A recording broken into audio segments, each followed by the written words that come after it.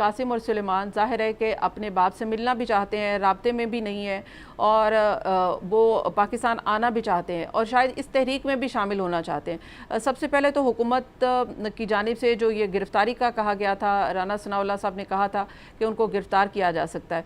अब क्या पाकिस्तान तहरीक इंसाफ क्या चाहती है कि कासिम और सुलेमान पाकिस्तान आएँ और तहरीक में शामिल हों? उनके आने का फैसला हो चुका हुआ है जी, वो आ रहे हैं। और वो लंदन से जा रहे हैं अमेरिका, वहां उनकी कुछ मुलाकातें जो है वो तय की गई हैं। और उन मुलाकातों के बाद वो वहां से एक हफ्ते के साथ पाकिस्तान आएंगे। और वो इस तहरीक का हिस्सा बनेंगे, अपने वालिद साहब की रिहाई के लिए की तहरीक जो है उसका हिस्सा बनेंगे। पाकिस्तान में आइन कानून और जमहूरियत की बहाली की तहरीक जो है इसमें शरीक होंगे। इस बारे में तो कोई शक नहीं है, ये फैसला हो चुका हुआ है। अच्छा राइट, आप जब उसकी आपने एग्जैक्ट तारीख जो है वो अभी तय हुई है, अच्छा राइट, लेकिन आपने लाजमी बात है कि 5 अगस्त जो उससे पहले होगी। अच्छा राइट, आपने कहा है कि वो काफ़िले के साथ आएंगे और शाहीन सूबाई साहब ने एक ख़बर दी थी और उसके मुताबिक कि शायद कुछ अमरीकी सेनेटर्स हो सकते हैं, कांग्रेसमैन साथ हो सकते हैं, इंटरनेशनल मीडिया है। क्या ऐसे ही है कि वो इसी किस्म का काफ़िला होगा?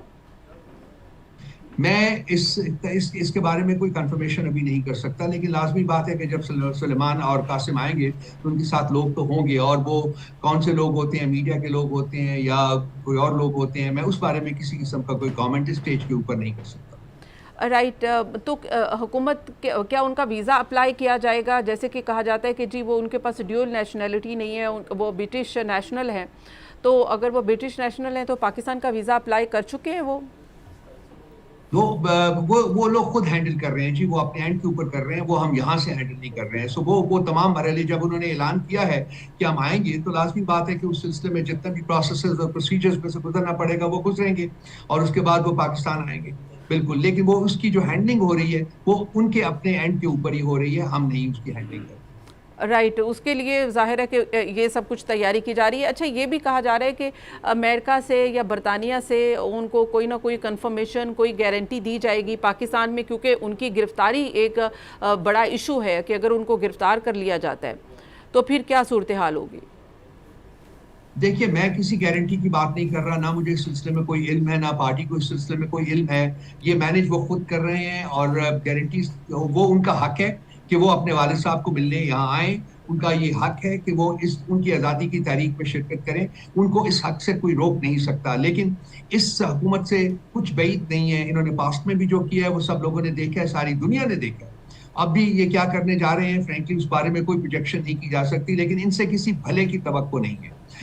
लेकिन जब भी जो भी सिचुएशन होगी उसको अप्रोप्रिएटली टैकल किया जाएगा। वो आएंगे और इस तारीख में जरूर शिरकत करेंगे।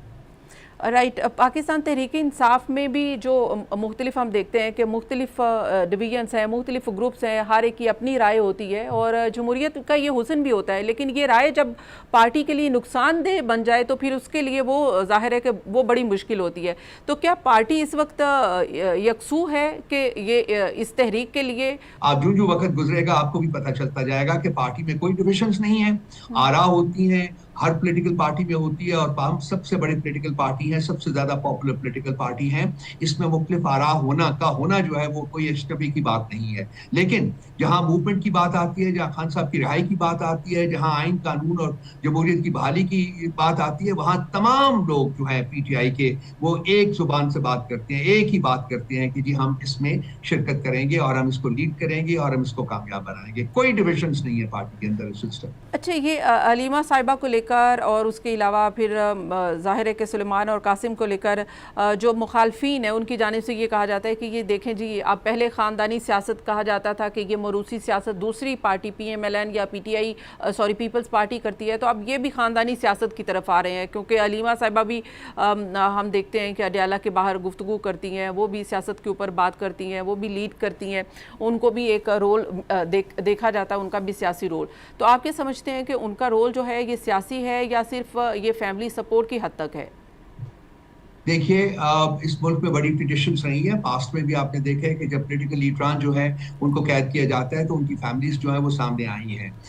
हम पीटीआई जो है, खान साहब की जो मुख्तलिफ औकात के ऊपर उनकी बड़ी कैटेगोरिकल स्टेटमेंट्स है कि ये मरूसी सियासत में मैं बिलीव नहीं करता और पीटीआई में ये कभी नाफिज नहीं की जाएगी मरूसी सियासत। अलीमा बीबी अपने भाई के लिए निकली हुई हैं, वो जो बाकी बहनें हैं वो भी अपने भाई के लिए निकली हुई हैं, बुशरा बीबी है उनकी फैमिली जो है वो अपने खामन के लिए निकली हुई है। इसके अलावा बच्चे जो आएंगे वो अपने बाप के लिए निकले होंगे। इनमें इनके पास कोई पीटीआई का ओहदा नहीं है, ये पार्ट किसी पौधे के ऊपर फायज नहीं है। और खान साहब की प्रोजेक्शंस, खान साहब की जो इंटेंशन है उसके मुताबिक इनको ये पार्टी कभी भी मौरूसी सियासत का हिस्सा नहीं बनेगी। तो इस वक्त जो है वो काम जो कर रही है वो एक नॉन पॉलिटिकल नेचर का काम है। बात करना जो होता है मुख्तलिफ एस्पेक्ट्स के ऊपर, उसका मतलब ये नहीं है कि वो उनको कोई पॉलिटिकल ओहदा दिया जा रहा है। ना रीमा बीबी को, ना बाकी बहनों को, ना ही बुशरा बीबी को, और ना ही इन बच्चों के पास कोई पॉलिटिकल ओहदा पार्टी का इस वक्त मौजूद है। राइट। अच्छा, ये मैं कुछ बात करना चाहती हूँ पार्लियामेंट के हवाले से भी। ज़ाहिर है कि ये तो एक मज़ाहमती तहरीक है जो कि एक एक्सरसाइज होने जा रही है। दूसरी तरफ पार्लियामेंट में भी रोल है। अब सेनेट के इलेक्शन आ रहे हैं, केपी के असेंबली में पाकिस्तान तहरीक इंसाफ की सेनेट इलेक्शन के हवाले से क्या तैयारियां की जा रही हैं? क्या वहाँ पर अपने लोगों को इंटेक्ट किया गया है? क्योंकि वहाँ पर हमने देखा है कि जो ख़रीदो फ़रोख्त है वो बहुत ज़्यादा होती है, पहले भी सेनेट के इलेक्शन में हो चुकी है।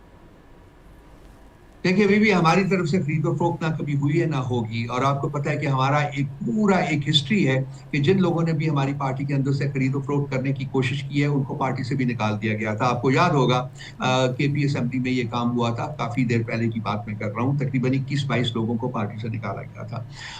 हमारी तरफ से इतना कोई खरीदो फरोख्त होने का कोई नहीं है। हम चाहते हैं कि जो आइन कहता है, जो कानून कहता है उसके मुताबिक इलेक्शंस हों और उसके मुताबिक जिसका जो हक बनता है। हालांकि हमारी सीटें चोरी की गई हैं ये रिजर्व सीटों के सिलसिले में, हाँ बिल्कुल वो एक अलग मुकदमा है, वो एक अलग कहानी है, लेकिन अब जो हुआ है वो तो हो गया है।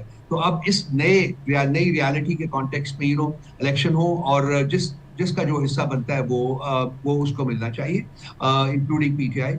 हमें कुछ नजर आ रहा है कि शायद जो हमारे ओपोनेंट्स है, पॉलिटिकल ओपोनेंट्स, खासकर ये पीपल्स पार्टी और पीएमएलएन वाले जो हैं, ये कुछ ताने बाने बुन रहे हैं कि कोई किसी तरीके से हमारी कुछ सीटों के ऊपर हाथ मारा जाए। लेकिन हमारे लोग भी वहाँ मौजूद हैं, वो पूरी तरह चौकस हैं और मेरा ख्याल है कि हम अपना जो हमारा हिस्सा है वो लेने में कामयाब होंगे। अच्छा, पाकिस्तान तहरीक इंसाफ की सेनेट की वैसे केपीके से कितनी सीट्स जो है अभी तक आप लोगों ने कैलकुलेट की हैं कि इतनी जो है वो राइटली आप लोगों को मिल जाएंगी? इसके ऊपर जो है ये आईनी हक है। हमारा इस वक्त अंदाजा है कि जी 6 से 7 सीटें जो है वो हमें मिलनी चाहिए। राइट।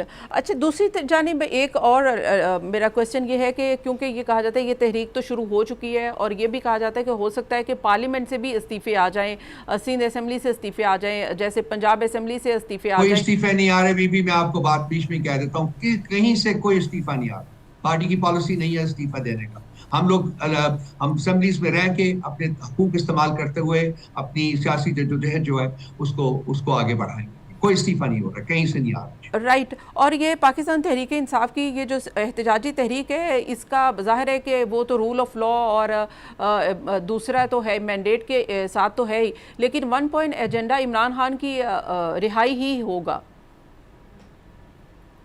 आइन, कानून और जमहूरियत की बहाली, इमरान खान की रिहाई, ये तमाम चीज़ें जो हैं आपस में जुड़ी हुई हैं।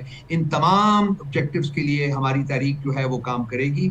और ये आइन कानून, जुडिशरी, जमहूरियत, इनको बहाल करने के साथ साथ खान साहब को भी आज़ाद करने की, खान साहब को भी बेगुनाह जो कैद में है वो ख़त्म करने का हमारे ऑब्जेक्टिव्स में शामिल है और उसके लिए काम